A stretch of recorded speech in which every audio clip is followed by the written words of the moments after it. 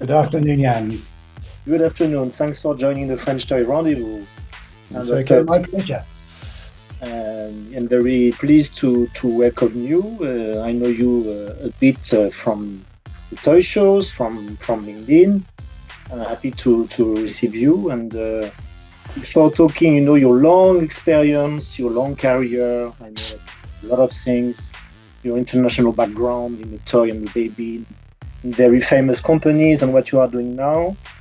What I wanted to do first with you is just to know you a bit better privately, and to know who you are, where are you from, what's your background, where have you been studying, what have you been doing when you were young. Oh well, that's a long story. That is. I don't think we've got enough time to go into. Do you remember? Yeah, I've forgotten most of it, but I'm born and raised in Northamptonshire in the UK. So where is it for the people? In which area? Northamptonshire is probably about an hour and a bit north of London. North of London, okay. So that's where I originated from.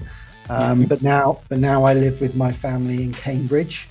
Cambridge, very known for us. Yes. Yeah, which most people know Cambridge is one of the big university cities in the UK, and I've lived there 6 months now. So, enjoying city life with my family. My wife Hayley, who works in the medical business. My oldest son Oscar, who's 18, he's a trainee engineer. My daughter Esme, who's at Art College. Yes. And then I have an older daughter, Amelia, as well, who's long since left home. Yes. And she works in real estate. So a couple of dogs who keep me busy. Yes. I'm a very keen golfer. You are a golfer. Okay. I love golf. So do you work in countryside? Are you living in the countryside, or are you living in the town? So I live right on the outskirts of the city of Cambridge. So for many years we lived in the countryside with the family in a house very close to the open countryside in the UK. But we've since made the move to have a bit more of a city life, and be especially in a city like Cambridge, where there's tons of diversity. Hundreds of restaurants and bars and theatres and all sorts of things going on. So we've kind of changed our lifestyle a bit. So we've got a bit more going on. I understand. So we've done the country thing, and now it's time for the city thing. Okay. So what about the Jon children? What did you like to do? Oh, what me? Well, I was very fortunate. I grew up in the countryside. My father was a builder. And I kind of grew up playing football, Yes. cricket, and then about 10 or 11 I discovered golf. Okay. My life just became so focused on playing golf. And So is it like playing competition, some tournaments? When I was younger, I used to play for the county. So that was kind of representing our local club and county. But sadly, life gets in the way. So I now just play for fun with my friends and kind of go up. And it's one of those places where you can go and you can forget about everything else that's going on and just go and play golf. So Okay. it's one of those de-stressors that I would hate not to have in my life.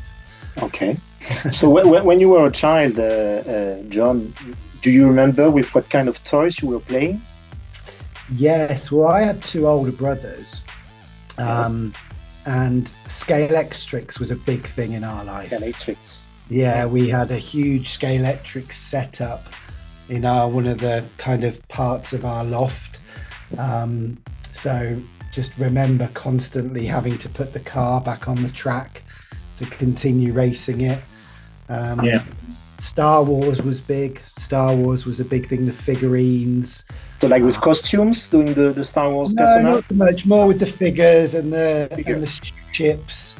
And one of the other things I remember is Meccano. What is Playing it?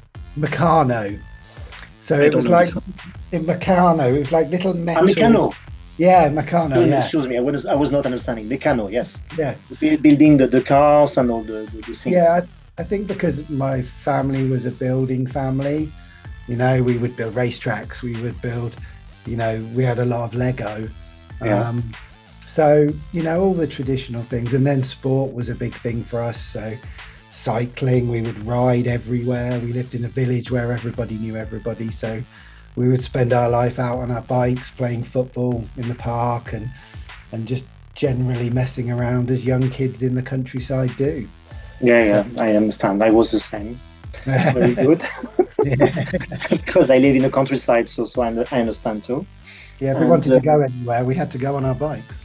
Yes, we were playing football, biking. The world was different. That's true. Yeah, yeah. So, what about after the when you are growing, you are a child, and when you were a teenager, and after that, were you studying somewhere, or what did you do?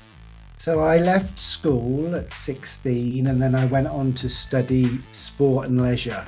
Sport and leisure, okay. Yeah, at college, which was good fun because I got to do all my sports that I loved and enjoyed, and got out of the sort of school environment. So it was quite nice and a sort of a freeing experience to go to a place where you didn't have to call people sir. Yes. And so I did that for 2 years, and then I really entered the workforce, and my first real sort of role was selling cars. So I sold Citroens. Citroën. Yeah. So I sold Citroen for many years. I remember selling all the key Citroen brands, AXs and Xantias and 2CV. Oh, yes. Yeah. And then I kind of worked my way through working in sales, really.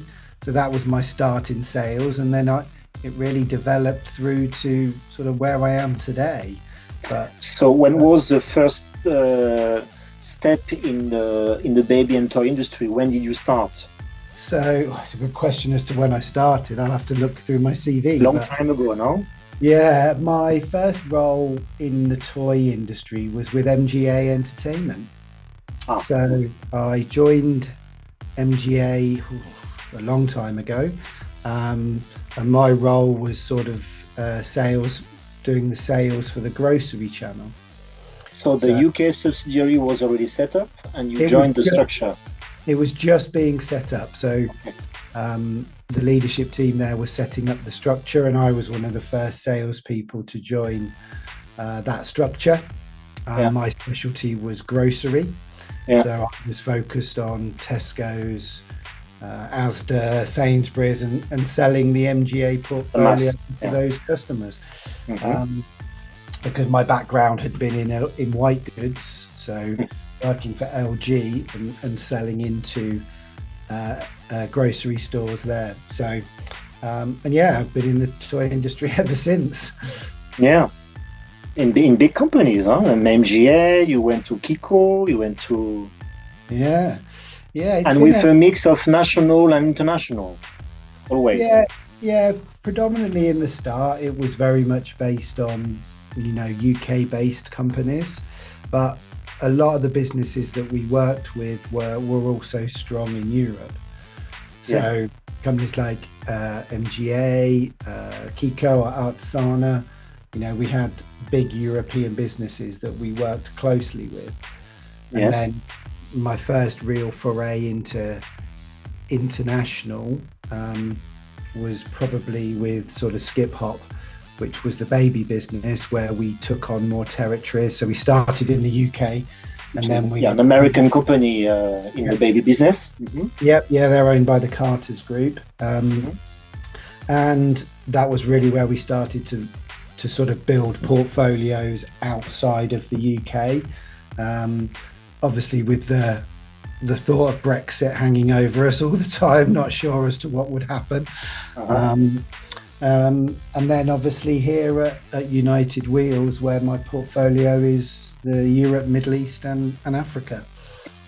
So United Wheels, it's your last experience. You have been joining this huge American group in the wheeling industry and especially in the bike industry a few years ago, 2 years ago, 3 years ago? 3 years. I came in to help set the subsidiary up in Europe. Yeah. So I joined. And you started from scratch, let's say. Yep. We started with, the US had a plan, and I joined in September 2020. Just me in a room. Yeah.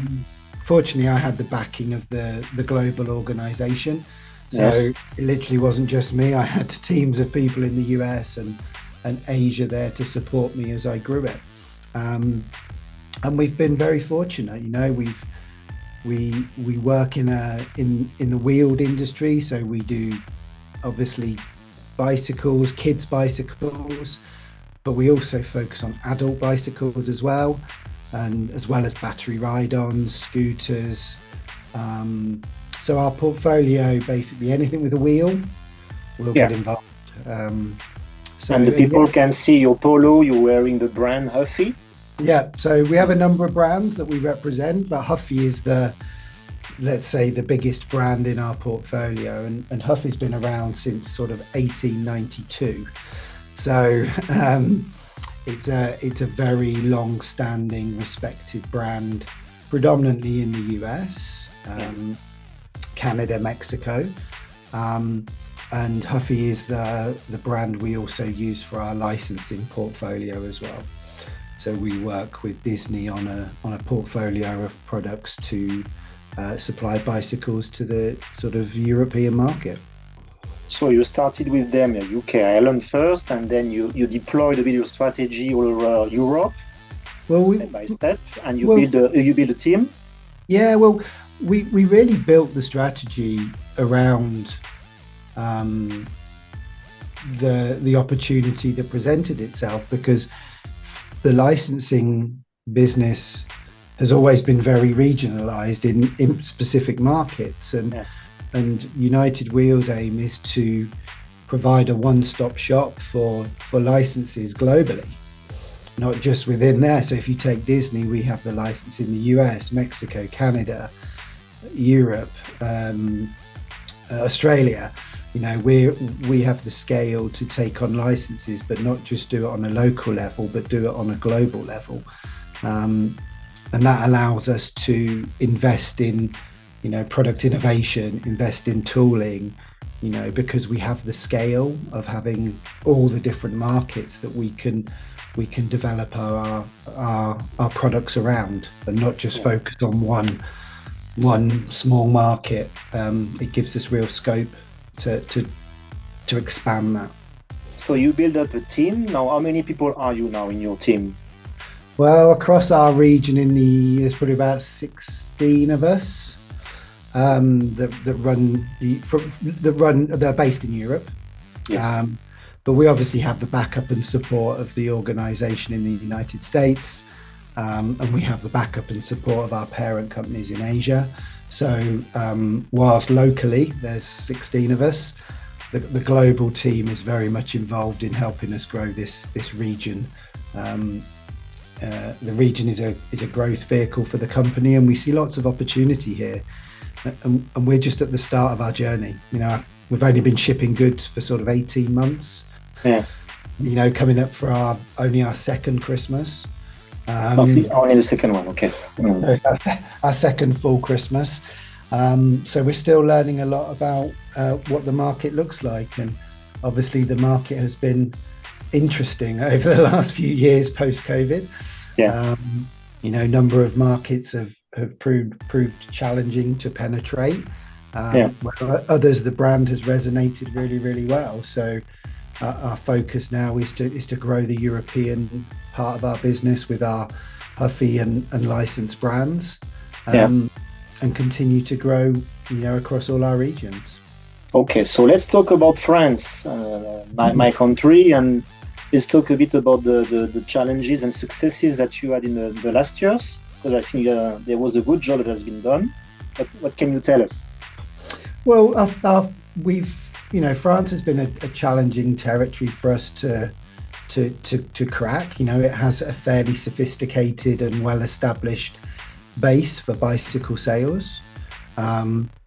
Obviously, the licensed bike business has proved very useful for us to establish connections with key retailers, and we've been shipping products into Jouet, Auchan, Carrefour, Amazon. But I think the challenges of the market, the excess stocks, the extended sell-off periods that we've had to manage with our licensed partners has meant we've not penetrated them perhaps as quickly as we have the UK. But now we have a dedicated French team. So we have a new sales director, Nicolas, who is French national. We have French language support in our offices now. So we see France as a big growth for us in 2024, particularly in terms of how we split our business over Europe. France is a fairly important territory for us, along with Spain, Italy, Benelux, Germany and UK. They're really our focus. Yeah, I understand. Those are the most important markets that we can find in Europe, especially in the West Europe. Makes sense. Yeah. Okay, so and what about your relation with France, Jon? Do you go often to this country? What do you think about France? What do you know about us? Well, I've as most British people, I've holidayed in France many times. Where? In Bergerac. Bergerac, Dordogne. Yeah. So my wife's family did have a property down there, so we would visit.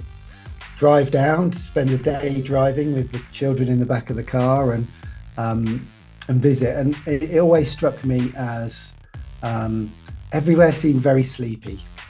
Yeah. Everywhere seemed very quiet. You drive through a village at 2:00 in the afternoon and there was nobody there. But since our family sold their houses, I've only ever really been to Paris on business. Because I don't tend to come along to the Deauville show because I have a French team and